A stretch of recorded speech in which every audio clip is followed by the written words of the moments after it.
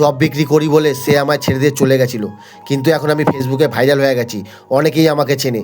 তাই তো হেভি সাজ দিয়ে আমাদের পাড়ায় চলে গেছিলাম কালী পুজোর অনুষ্ঠানে, যেখানে প্রচুর লোক এসছে, প্রচুর মেয়ে এসছে। সেখান থেকে আজকে আমি একজনকে পছন্দ করবো, এটাই আমার টার্গেট ছিল। কিন্তু শেষমেশ যা হলো, ওখান থেকে যখন হাঁটাহাঁটি করছিলাম তখন কিন্তু অনেক মেয়ে দেখছিল, আমার খুব ভালো লাগছিল। কিন্তু হঠাৎ দেখি আমাদের ওখানে গিয়ে প্রসাদ নেওয়ার জন্য মারামারি লেগে গেছে। হ্যাঁ বন্ধুরা, কে আগে প্রসাদ নেবে এই নিয়ে মারামারি হচ্ছে। আমার বন্ধুরা তো প্রসাদ দিতে দিতে হাঁপিয়ে গেছে, মানে সমস্ত লোক মানে প্রসাদ নেওয়ার জন্য আমার বন্ধুদের গায়ের ওপরে উঠে পড়ছে। এরপর কিন্তু আমার বন্ধুরা বলে উঠলো, মেয়ে পটাবি পরে, আগে বাস নিয়ে ব্যারিকেড দে, না হলে লোক কিন্তু হুড়মুড়িয়ে খাওয়ার টেবিলে গিয়ে পড়ছে। এরপর তাদের কথা মতো কিন্তু বাস নিয়ে আমি লাইনে দাঁড়িয়ে পড়ি লোক আটকানোর জন্য।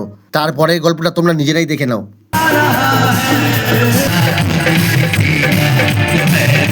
এত নাচ নেচেছি, মেয়ে পটানোর কথা ভুললেই গেছি।